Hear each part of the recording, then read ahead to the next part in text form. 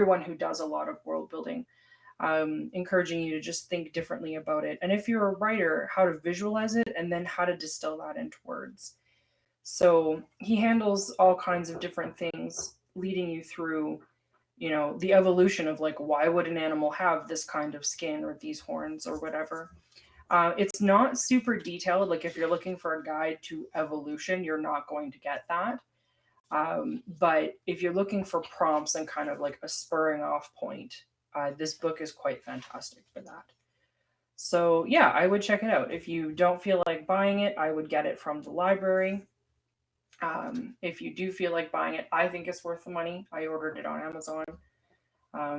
I love just having these kinds of books where the illustrations are super inviting. They really do spur me on to thinking different ways. And about process, like he shows various different points of conception from loose sketches to really finished product. And I like seeing that kind of variety as well. So yeah, do check that out. I think it's a lot of fun. The other two books that I wanted to show you are not quite in that vein. This is one of the first books that I ever got to teach myself how to draw in pen. This is a much older book now. I think you can still get it though. When were you published? 1995. So it's a little bit older now. However, it is very like takes you back to basics kind of thing, specifically for watercolor and ink. And I found this to be an excellent primer when I was first looking at getting into watercolor, when I was first working on just ink drawings in general. Handles light really well, handles washes and combining the two media quite brilliantly, in my opinion. And I love her drawing style because it's very scribbly. And that took a lot of pressure off me to have perfect lines.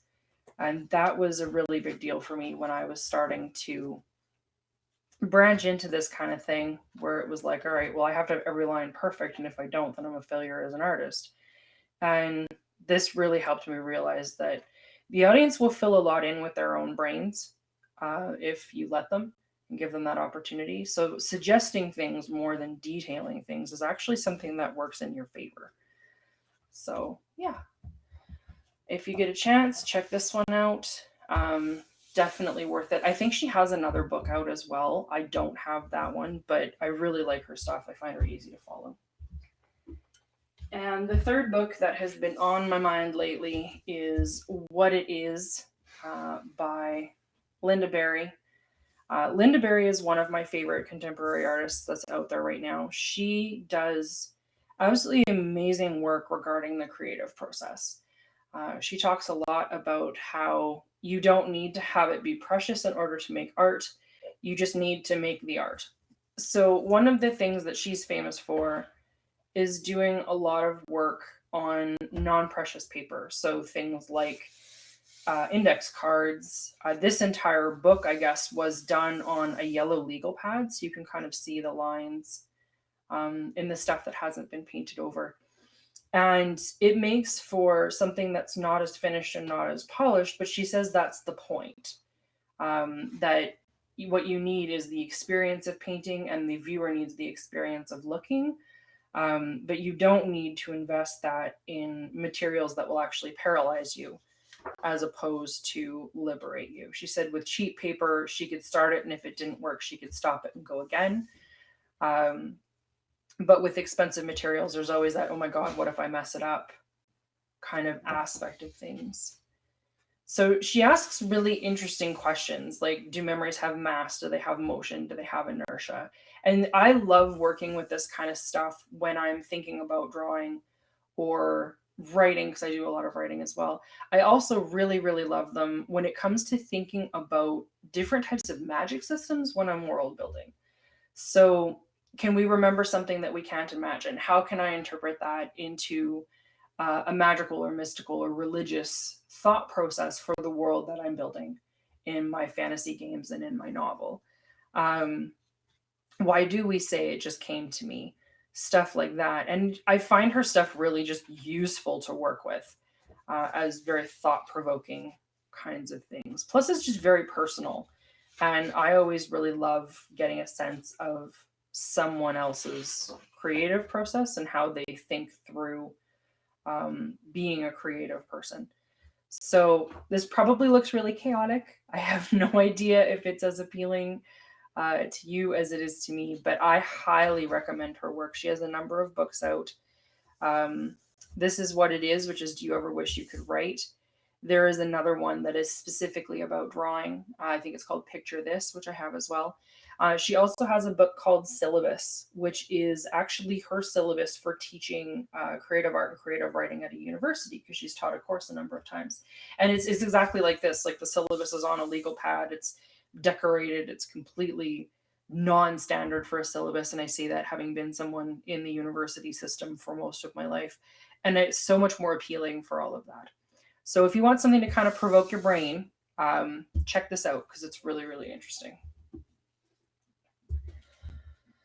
So yeah, today I am mostly just letting myself play. I've recently been gifted with a ton of new art supplies, thanks to my friend Amy, who sent me a bunch of new paint, and Myrna, who brought me some stuff up from the US when she was down there, and I bought some. So I'm just super excited to have a bunch of stuff to play with. So that's my intention for today. I was thinking of just masking off a bunch of little sections on my paper and kind of turning them into working areas and just kind of going from there. So if you feel like hanging out, please do. If you don't, I hope you enjoy an amazing day all on your own. And yeah, I will be here working. So to mask, I'm just using washi tape. It's a lot like any other regular painting tape, except it's prettier. Sometimes I like that. It inspires me. Makes things good. And my intention is to just do a couple of little map-themed landscapes. I kind of go from there. Mostly I just want to see what my colors look like and what my supplies do. That kind of thing.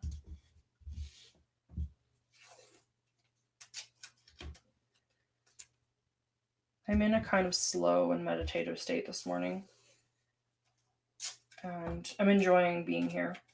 I think that it's been a while since I've had this kind of steady, slow feeling. So definitely not adverse to this at all.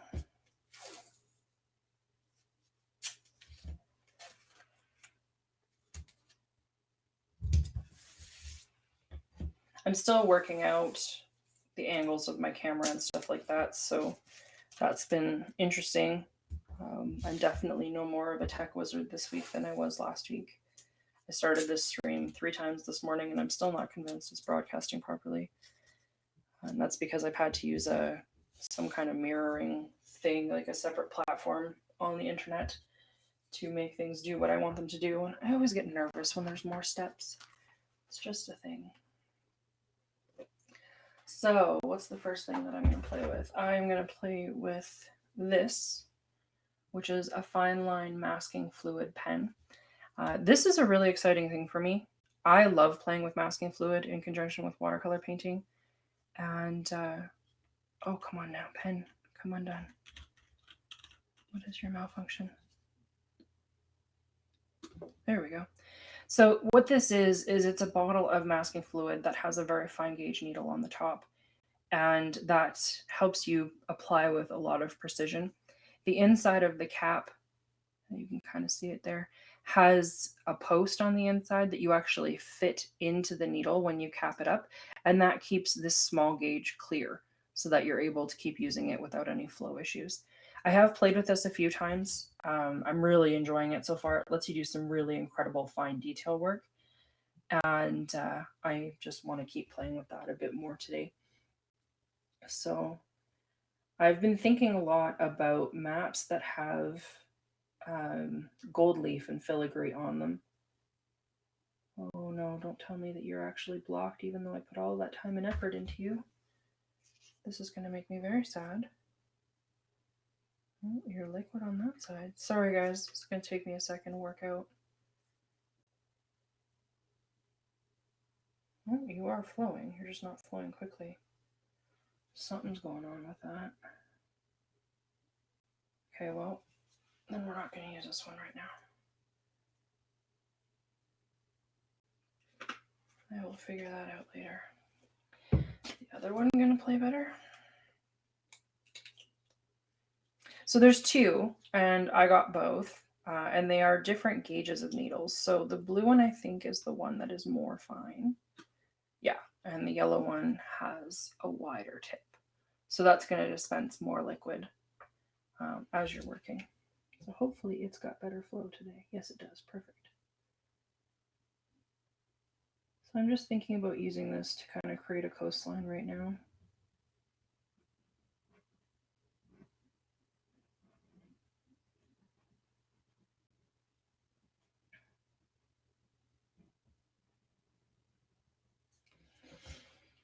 Or maybe that's a river. A river could be fun. Let's do that instead. I'm just going to draw some light hills in here. And my intention is to kind of use this to map out just a few little landforms as if this was a scout map and not, a strong, done by a survey company cartography map. And what I'm working on is having even levels of extrusion, if that's the right word, from the tip, so that my lines don't have an obvious start and stop. One of the hardest things about this is trying to get your starting point to not be a blob, because that shows where your line started. And so for me, because I'm right-handed, it's always heavier on the starting point of that line. And I want to try to get away from that as much as possible and just have that be as even as it can be. It'll just help with the polish of the overall piece later.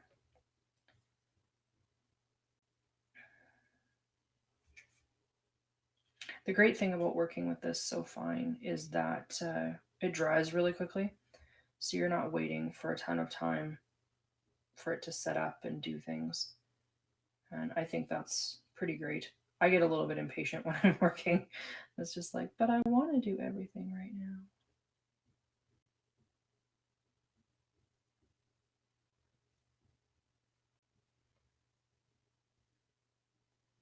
And then what do we want up here? Some bigger hills, I think.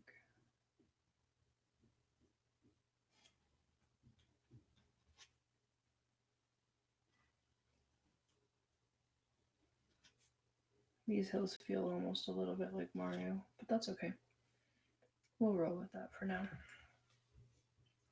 So you can kind of see it on the piece, which is great. I'm still trying to adjust my lighting so that you can see everything clearly.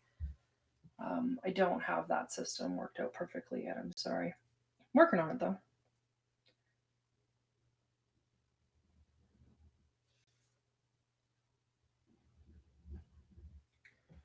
One of the other things that I thought this might be really cool for is doing borders.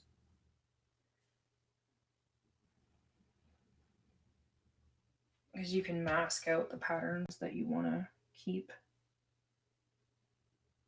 I would love to get good enough with this to do like Celtic knots and stuff. But I think that's going to take a lot more practice and a steadier hand.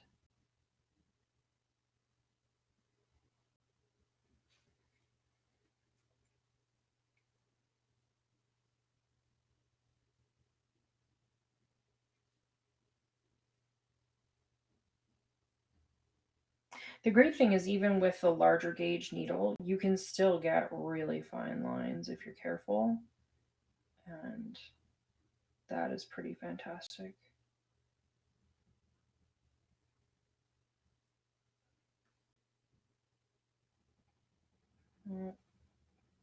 Getting a gum up. What's going on here?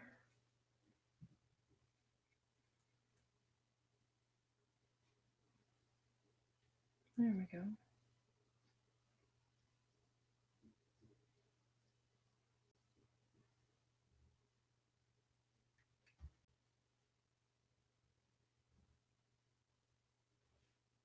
One of the things that's important is choosing what direction you're working in and just staying consistent with that flow. Because as things dry, they're going to start to tack up. And then if you go back into that space, you're going to end up picking it up. And that will interrupt the line that you've drawn. And it will also interfere with what you're putting down. As the material kind of crowds together, it'll create bubbles and bumps, and you don't want that.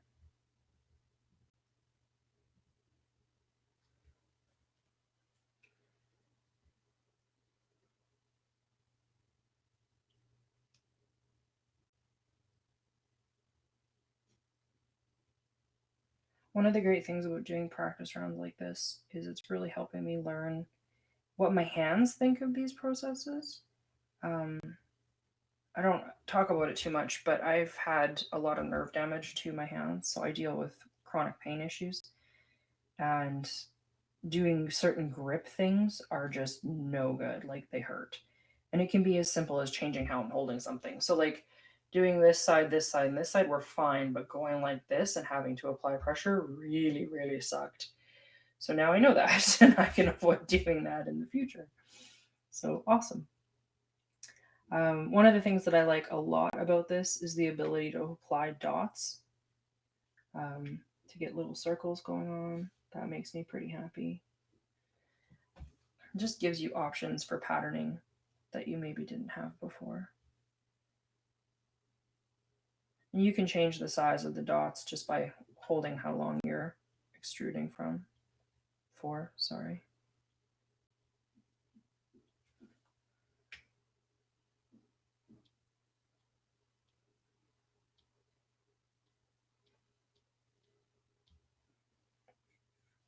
Let that one dry up.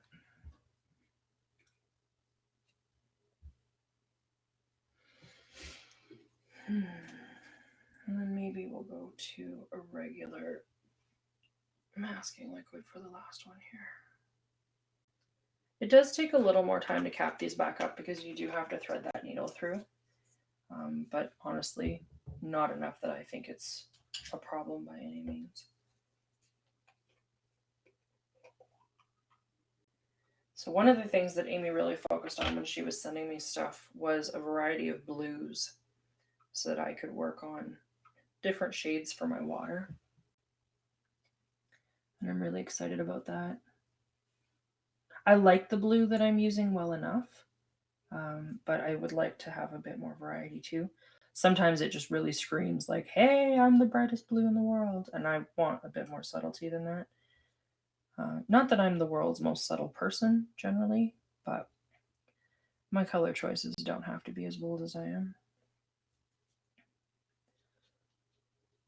So what I'm using right now is just a regular bottle of drawing gum and an old brush. Do not use brushes that you love with this stuff. It's a Liquitex product, or a latex product, sorry. It will dry in your brushes. It will ruin your brushes. If you have old brushes that are no longer important to you, save one, put it away for this. Peel out the latex as best you can when you're done, and just keep using the same brush over and over because it will get destroyed. Can confirm. Guaranteed. The map that I did for Patreon this month, I did with a lot of masking fluid. And I was really interested in what would happen if I left imperfections in the masking fluid, which would allow formations of like randomized rivers and lakes and stuff. And it worked out really well. I enjoyed it quite a bit. It's a randomizer that I think I will use frequently, just because it's really hard as humans to create random things. We really like patterns to the point where we will see patterns that are not in fact there. Hypervigilantism. There's actually a word for it. I do not recall it right now. But either way, it's a thing. We'll do that. Maybe we'll put an island in here. How about right there? All right, we have an island. Excellent. cap that back up. The only thing about using like a giant container of this kind of drawing gum is you want to not have it capped um, for as much time as you can get away with. Like you want it to be sealed up as much as possible, because the more air gets exposed, the more you're gonna have it work and dry, and then you just get this jar of giant sticky, rubbery stuff that you can't do anything with. So the great thing about the brush is like stuff will just peel off, and that works out pretty well. As long as you get to it quickly. Don't let it sit, like not even for a second. Close your jar, peel your stuff out of your brush. That's how it's gotta be. All right. So things have been drying now. Yep, we're good to go on that first one. So fantastic. We will start there. So Amy sent me a bunch of blues and a bunch of greens. And I think we're going to start with the greens for the first one. And my goal is to just play, figure out what I've got, what I'm going to do with it. Probably not the most inspiring stream for everyone, but the stream is my studio practice as I do it. So this is where we're at. I don't mind if it's not the most thrilling thing for other people. It's got to be useful for me. Okay, so this one is definitely opaque in a way. Not as translucent as some of the other ones I've played with. That's okay. It's got a beautiful granulation, so that's really fun. Knowing that means that you can kind of manipulate that texture to make it do what you want it to do.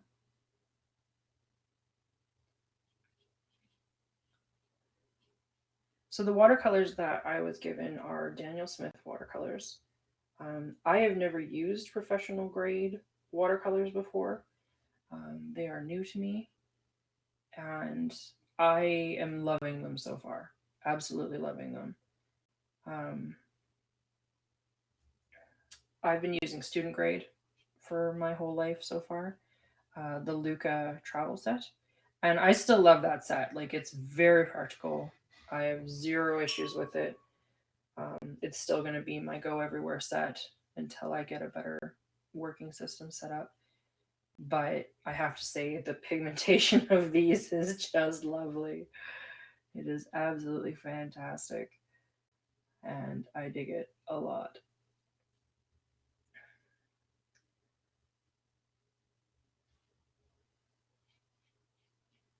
Okay, so that one's got a lot more brown in it. Probably a better color for like a marsh, swampy land.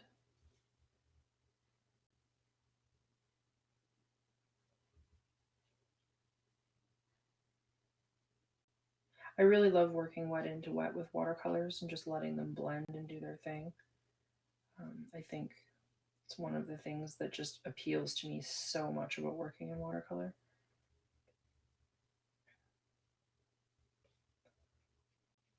That needs more water for sure.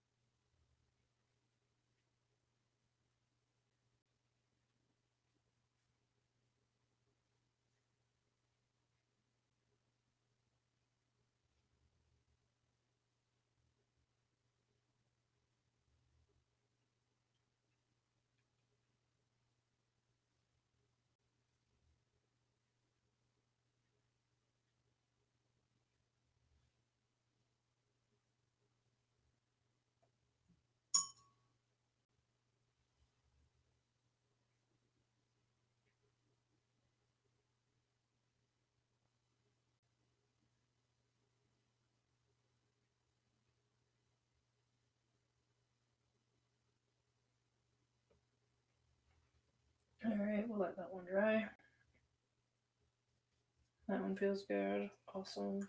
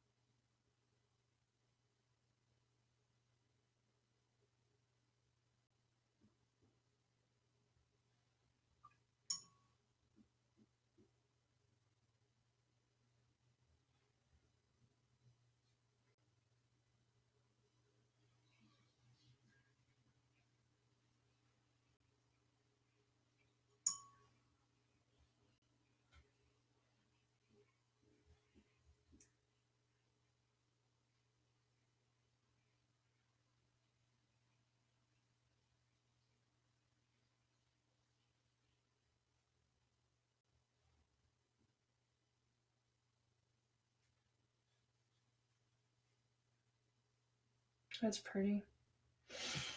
I'm not used to working with stuff that does such a beautiful granulation. Like the colors and the textures in that are just so much fun. Yay! This is awesome. All right, how are we doing over here? We're good. Fantastic. All right.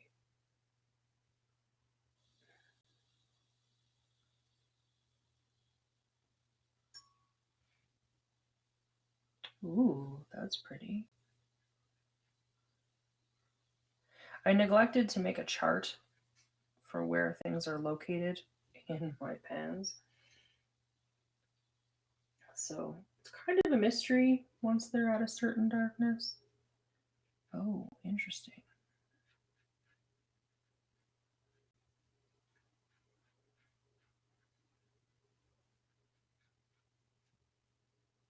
I love how vibrant that is. That's gorgeous. Mind you, that's very close to the blue that I've been using too, so that makes some sense.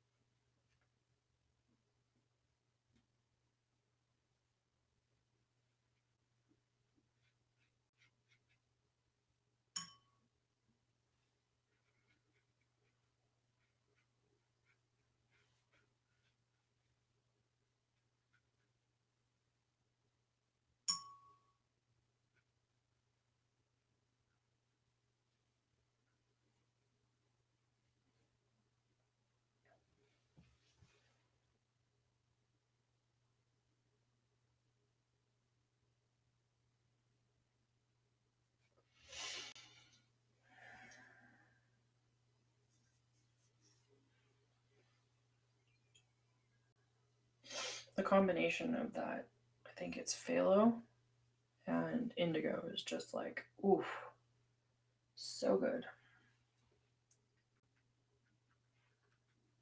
All right, we are not quite dry over there. And that is okay.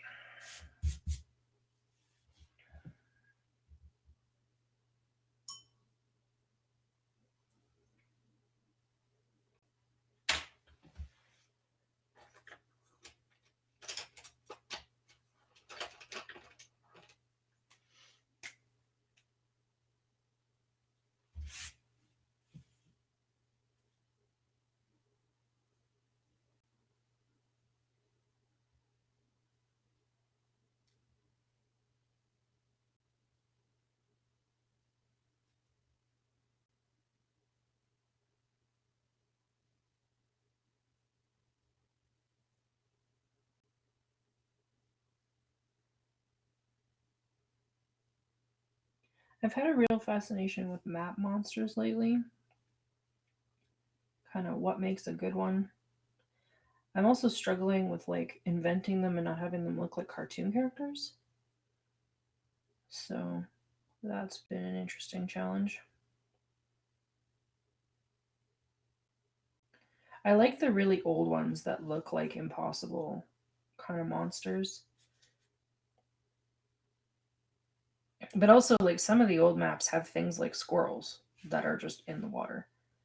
It's like, why is there a squirrel here? I am confused. I suppose like we're allowed to be confused.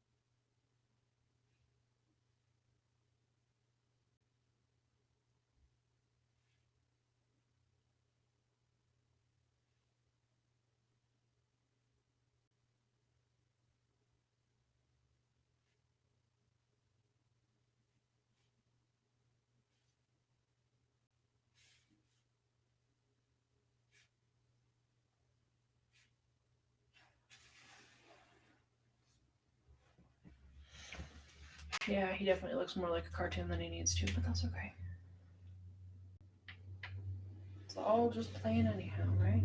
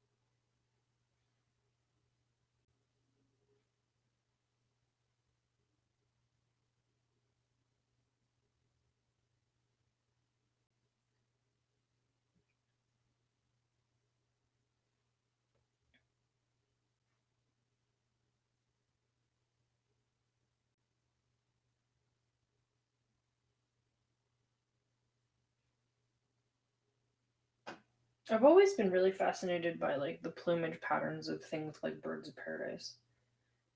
Just how can you incorporate stuff like that into non-birds without it looking completely ridiculous? I have yet to master that. I usually end up on the side of ridiculous, which is okay with me. It's a little bit more intimidating to do that in front of people, like on the internet. But what are you gonna do?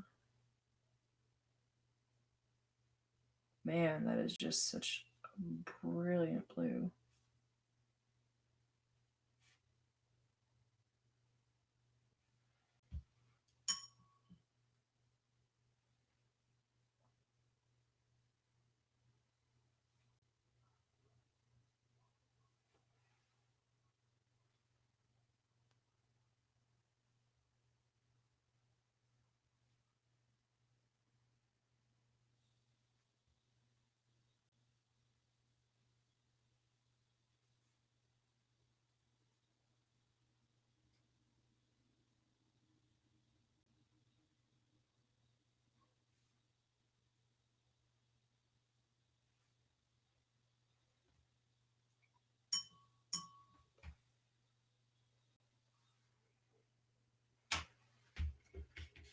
All right, that's better. So far, I'm enjoying these fine liner sets better than the Malto marker that I've been using for the finer stuff. For one, it's a much finer point. For two, I find the application is a lot more consistent. With the markers, it just seems like it gums up the work sometimes, and that's less of what I want on the paper. So that's been a consideration for me. Just about put my brush in my coffee. Good job, Shay.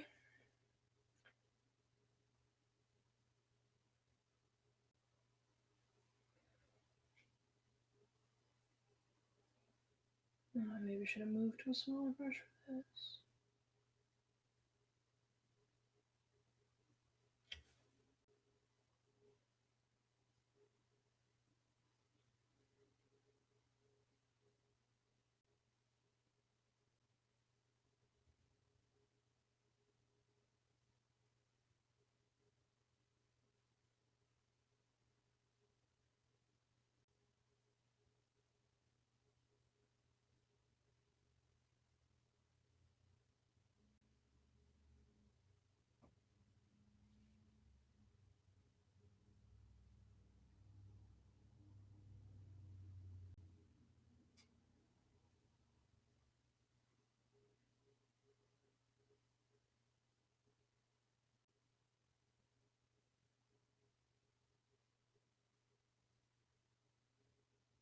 Oh, there we go.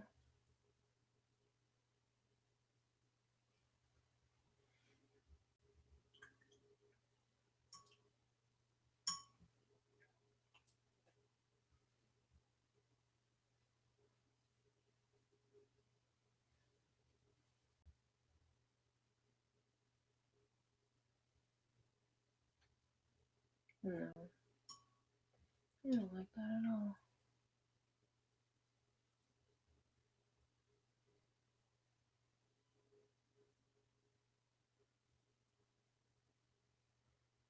I wish that you guys were getting the full color vibrancy on the camera. It's pretty amazing.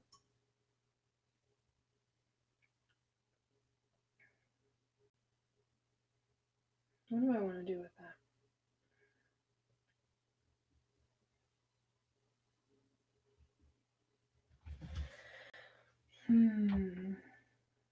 So I guess that's a thing I'm going to have to think about. As much as I really like masking out for the landforms, what am I going to do with it once I've masked it out? Like,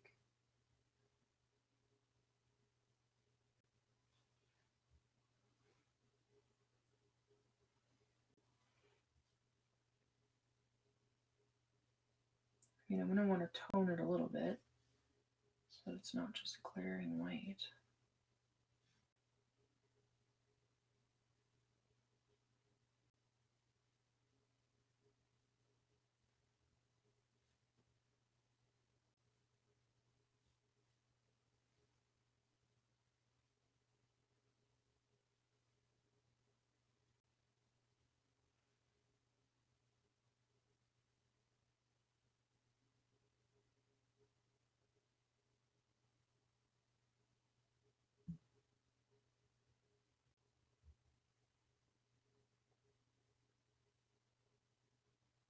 Learning to mix this set is going to be a lot of fun too, just because there's so many more options now.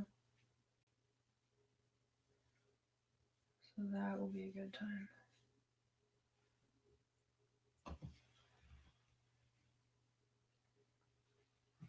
I know that doesn't look terribly different on the camera, but it looks pretty good in the real world.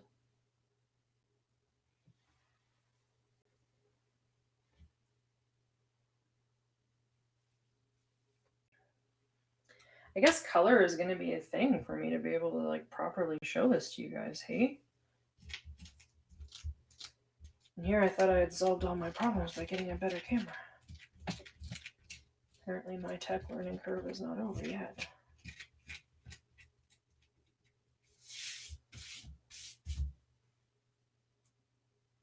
So I think what I like about that is like it lets me come in with a metallic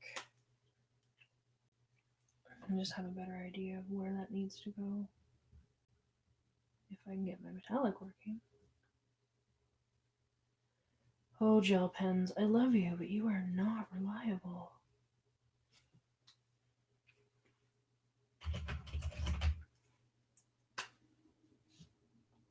There we go. The silver wants to play ball. Fantastic.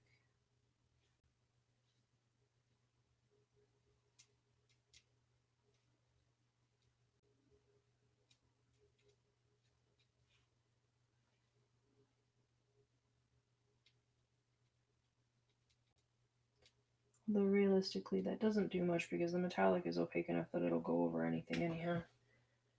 So, what else?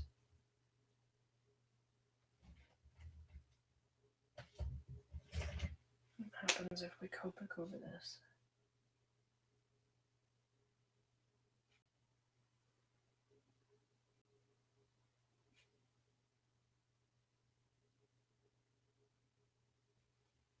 That's nice. Kind of subtle.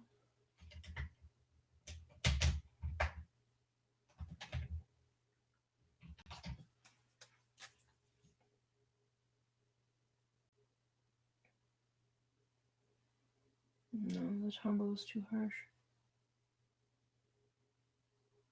The heavier lines on the outside are just not as fun.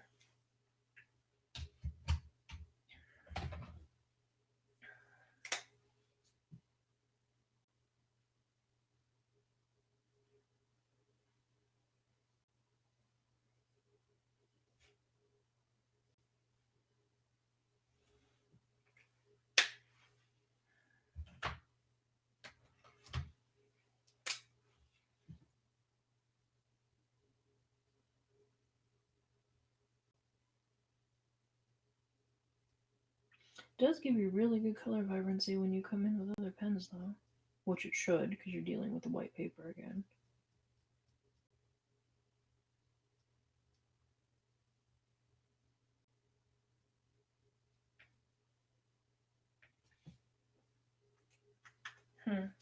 Okay. Okay. Can you tell I've been watching a lot of Critical Role lately?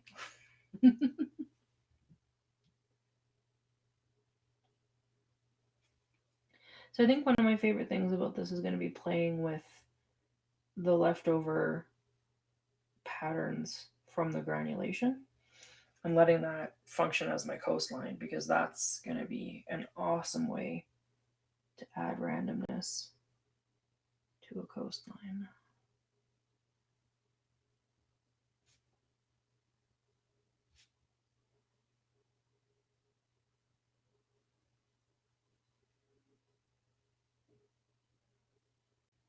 I'm trying to teach myself to get better with brush pens, so that's been a fun and interesting challenge.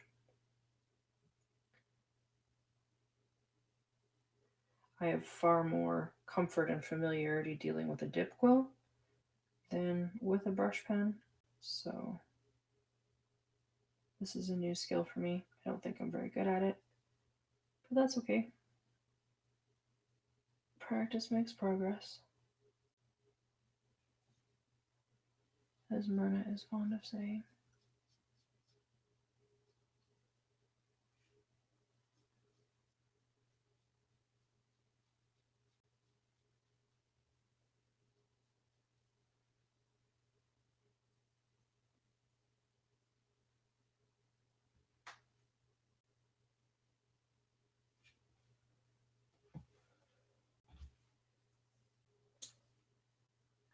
This one's still not quite dry yet, but it's gorgeous, so that's super exciting.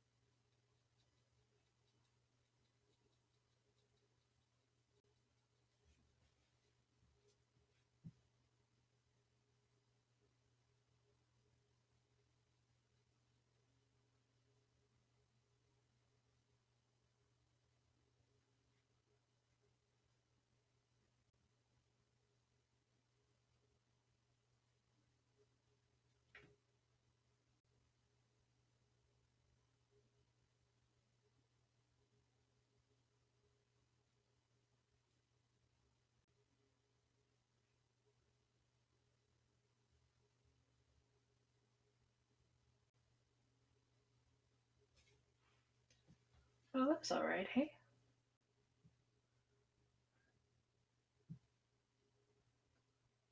Oh man, I just had deja vu.